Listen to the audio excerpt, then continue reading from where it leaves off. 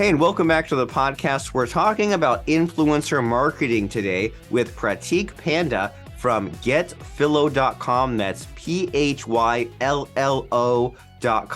Now, Phyllo is the universal API for creator data, and Prateek's expertise lies in growing businesses to $25 million in annual recurring revenue using marketing strategies that work across different stages and channels. Exciting stuff. So, Prateek, glad to be speaking with you. Same here, Robert. Thanks for having me. Glad to have you. And so we introduced you a little bit, but do you have a better way of putting it? Or is there like an elevator pitch for Mr. Prateek? Or is there a way to talk about what you're passionate and excited about these days? Yeah, I mean, you pretty much summed it well, but essentially, as a past founder and now an operator, my focus area lies at helping startups grow from the $0 to $25 million annual recurring revenue mark.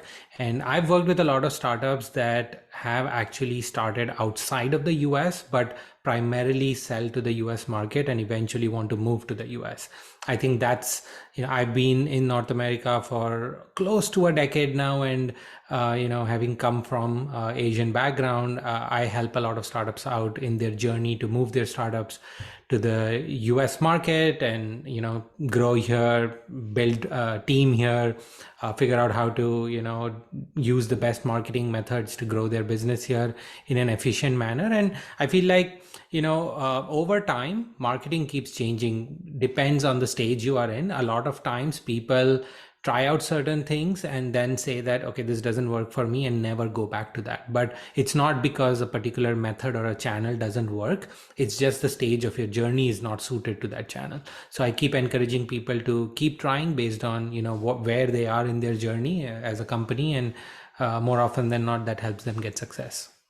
I think that's a really good insight that if you tried out SEO or PR or paid ads and it didn't work for you at this level, but then you grew to this revenue and this number of employees later, it may be time to revisit that at a different scale with a different positioning, because it may just not have been the right fit for you at the time, depending on what size you're at. And so you're all about these kind of exciting marketing methods. And I know that you're all about influencer marketing. So is that a big chunk of what you do or a lot of what you focus on? Today, yes, we are driving influencer marketing to a fair extent. That's it's an upcoming channel for us as well. I wouldn't say it's the biggest source of lead gen for us today, but it is slowly getting there, right? One of the key insights is that, over the last 2 to 3 years, cost of acquisition has gone up considerably in the paid advertising space, right? And you have to try and find newer channels to make it work for your price points. And I think that influencer marketing is a great way to do that, irrespective of whether you're a B2B company or a B2C company. In the past, we've seen a lot of direct to commerce brands, e-commerce brands, etc., do well with influencer marketing. I think it's a great fit for B2B companies as well, as more people are spending time on social platforms, consuming content. It's important to find the right kind of creators you could partner with. And end of the day, it's not just about lead gen, and we can talk more about it. It also helps you build good brand, but it also helps you get access to what we call UGC, or user generated content, all of which is helpful in a variety of different ways. Wonderful. And you've given us a lot to think about just so far from your answers. And so what comes to mind here is that, so there's all these things that could be done, right? All these different traffic methods. And then I'm thinking of from an old school marketing standpoint where if you get affiliates, you get people who help you and promote you for a commission, then you're tapping into their community, their audience that may have taken them years to grow. And then these other affiliates might be kind of pursuing all these obscure traffic methods that you might not have time to do, right? Someone might be huge on Google ads or YouTube ads, and they have a huge list, and then you can kind of get their traffic. And then my understanding of influencer marketing is that it's kind of in a way like a shortcut to that, right? Like you want to get access to their audience and you Yes. pay for them to do it. And because it's new school, they might have like an Instagram audience of like 800,000 people, and you pay them to record a video kind of using your product or talking about it. And that's kind of like my personal understanding of influencer marketing, but kind of since it helps to revisit the fundamentals and the definitions and the ideas when someone asks you about like what is influencer marketing, is your answer similar to that, or like what do you say if someone says bare bones basics, what's influencer marketing? Yeah, I think it's pretty much what you or your understanding also is. The idea here is, there are a lot of influencer marketing channels or platforms that you could use. For example, you mentioned that, since we are in newer age, so Instagram, right? But there are actually a lot of more niche platforms as well. You could look at, say, something like Beehive, which is a newsletter publishing platform, or Patreon, which helps you build communities. There are creators of all sorts of shapes and sizes today, right? Across different platforms, popular ones being on TikTok, Instagram, YouTube, LinkedIn, etc. But so many other very focused platforms as well, right? Especially if you look at industries like gaming or beauty and fashion, there are so many specific communities that are built around a lot of these tools and platforms where you could find the right influencer or content creator for yourself, right? Some of them don't like to be called influencer, so I'm trying to use the term influencer and content creator like interchangeably. But end of the day, I would go back to your example where you mentioned a little bit about affiliate, right? I think influencer marketing is something like affiliate marketing, but more deeply integrated. Meaning, with affiliate marketing, what you would do is you have a standard messaging. You give your affiliates access to a portal, they go download your material, start making posts and put it out there, and when they get a conversion, they make money, right? With influencers, you're really looking at partners, so you're not really looking at working with 10,000 affiliates or 10,000 influencers. You're trying to identify the 20, 30, 50, or 100 that really understand their audience well.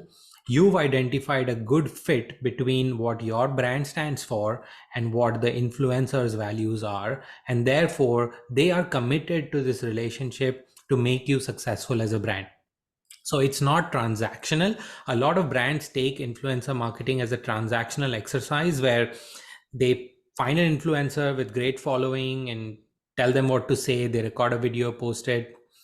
It rarely ever works. You want to find influencers that are very well aligned with your brand. And end of the day, the best way to make influencer marketing work is if the authenticity shows. So if the influencer is not being authentic to your brand and to their audience, it's not going to work. And the reason why influencer marketing works also is, I mean, you might be following certain influencers too. I follow a bunch of them as well for a variety of different areas that I'm interested in. In most cases, the influencers that I relate to well are the ones that are being true to themselves, right?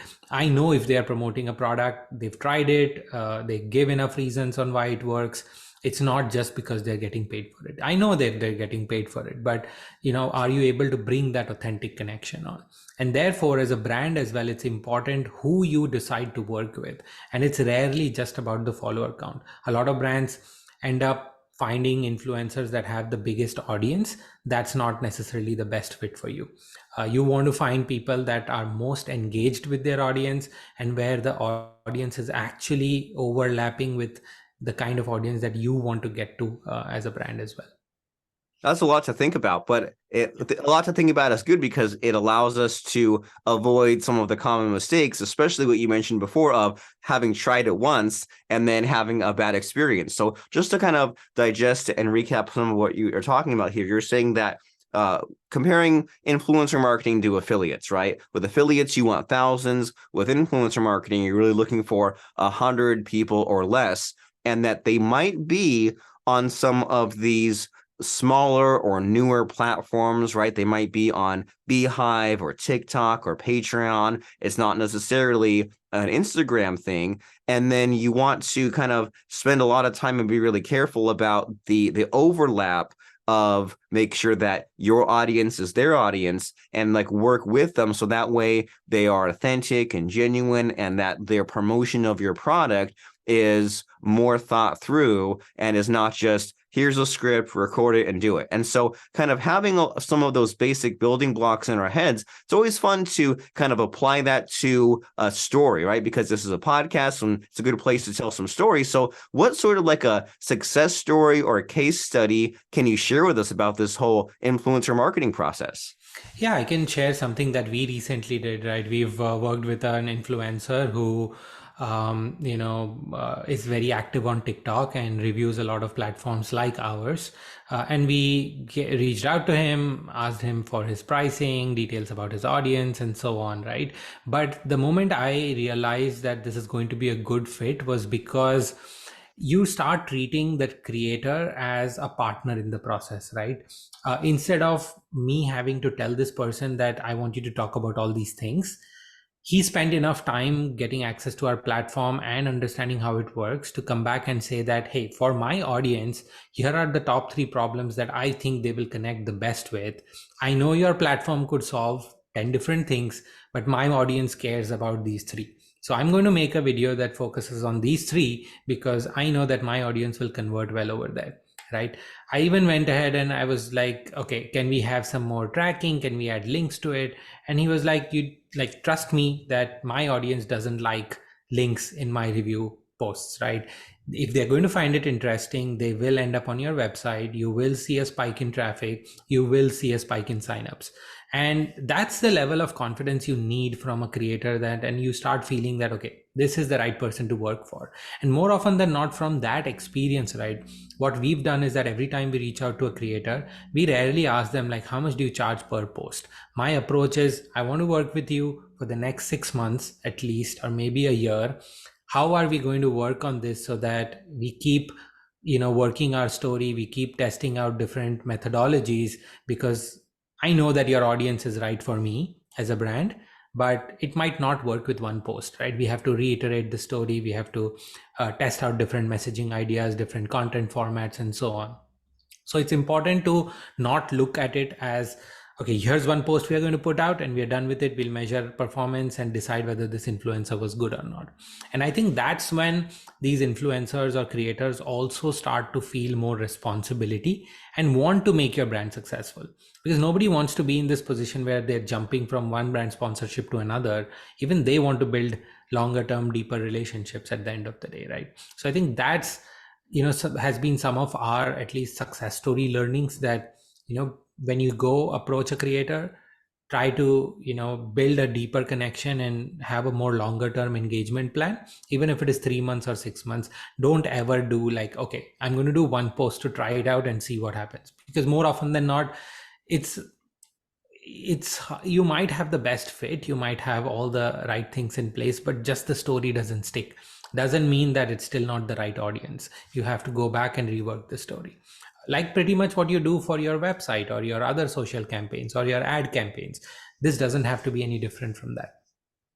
That's extremely helpful. That this whole idea of basically don't give up so soon, right? Don't just make it a transactional one time and judge it based on that. And it happens so much with email marketing, right? You warm someone up to an offer. With social posting, you don't just hit them with the offer. You kind of demonstrate value and then have the offer blended in. And so that makes perfect sense that you would not just be so hard about the data and just be like, well, if it doesn't perform this amount, then we're giving up on it. You say you work for 6 months to a year and kind of have that back and forth with the creator. That way they can kind of push back a little bit on what you say, and they can kind of have the customization that they want to have with their audience. And so this is all very helpful and amazing to think about. And so where do you come in? Like, as far as you have this tool and you have your company. And so if someone says, okay, I want to grow this, my brand, my business to $25 million,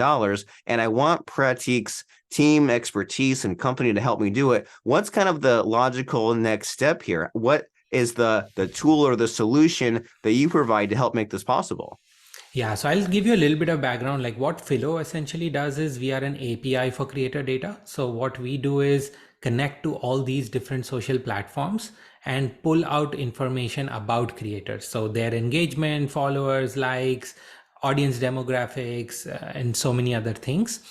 And we pass this information to other influencer marketing platforms and other tools companies who need this data, right? So now if you're a brand who wants to get into influencer marketing, there are a variety of different such platforms that you could sign up for. There are tools like Upfluence, Grin, Insight IQ, so many others that are out there that will help you do this job, right? And Phyllo sells their APIs to these platforms so that they can make it better to find influencers. Like we would add capabilities like, one part, like I said, the first part is really identifying who would be the right influencer for you to work with.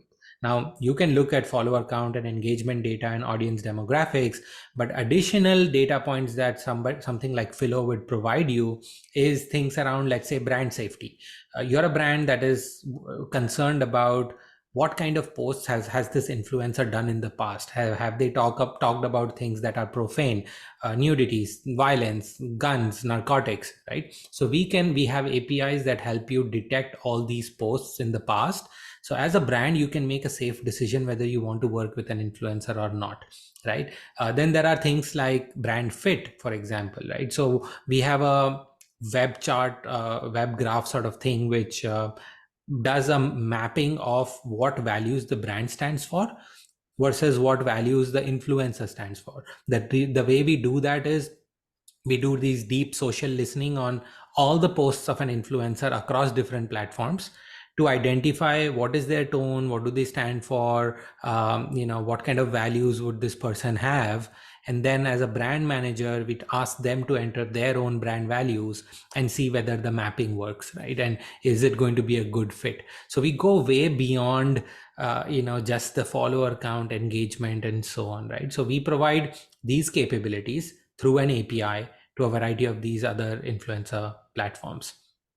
Very helpful, and I can see how much time it can save as far as this research. And there's the downside and the upside, right? The downside is, do they mention all these things that I don't want? And the upside is, how is that audience? And I can see how if someone is trying to do this process manually, they might not get very far, right? Focusing on like the follower count and the engagement, and there's so much more to go deep into, and you can just spend so much time even poring over one possible influencer's account versus using your tool to help just kind of filter and sort these people into being those prospects that you want to develop these relationships with. That way they can become your influencers. And so what's the next step here? If someone wants to use this tool, where do they go? Yeah, come sign up on getphyllo.com, and we have an amazing team that will help you figure out how you want to use it, what are your objectives with influencer marketing, or even if you need access to creator data for something else, we can help unlock a lot of capabilities for you. Like we work with finance companies also who want to do credits and loans for creators and therefore need data about a creator's engagement, follower growth, income, etc. They use Phyllo as well. We've got dating companies come to us and say that, hey, we want to add a layer of safety on our platform because there's a lot of fraudulent profiles, fake profiles. We want to add a level of social verification to make our platforms more safe and secure for users, right? And they use Phyllo's creator data API to do that, right? So numerous different use cases can be solved if you have access to this data, right? And we are happy to talk to more companies and help unlock those use cases. Fantastic. Well, you're tapped into something very amazing here, Prateek, with all of our whole lives are online, right? There's all these data points. And so it makes sense that we need this tool to sort through all these like mountains of data, especially if we're some company looking to tap into this power of influencer marketing and actually make it happen, make it work. And as you said, even if we tried it at the beginning and it didn't work, and now our business is at, $2 million or $5 million, it might be time to revisit that by going to GetPhyllo.com, getphyllo.com. And before I let you go here, Prateek, I always like to ask my guests about a helpful quote or lesson that has helped get them by, that can help our listeners. It doesn't have to be like your number one favorite quote. It can just be like just what comes to mind. So if I put you on the spot right now and I ask you about a quote or lesson that you think could help us, what do you have to say? I would say just put yourself out there, right? Like there are too many cases where we overthink. We think whether this channel is going to work or not, whether this event is going to work or not, whether, like when I launched my podcast, I also host a podcast on influencer marketing, and I launched it about 6 months ago, and it's a top 10 influencer marketing podcast today. I thought about it for a long time, but I got the advice that just get started. You will always get better with time.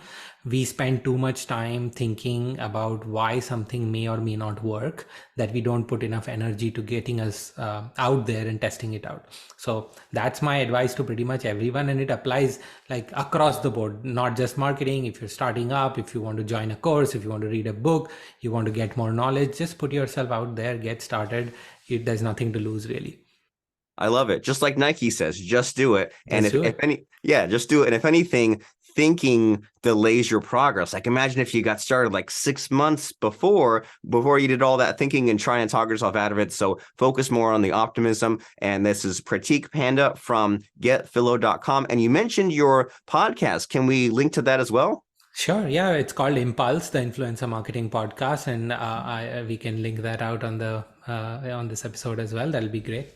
I love it. Impulse, the influencer marketing podcast, that way to get more of the knowledge soaked into you about this influencer marketing idea that you want to pursue. So there's that podcast plus getphyllo.com. And thank you very much, Prateek, for showing up and giving us some amazing ideas and giving us your lessons and insights. I really appreciate you. Thank you so much for having me, Robert. It was great.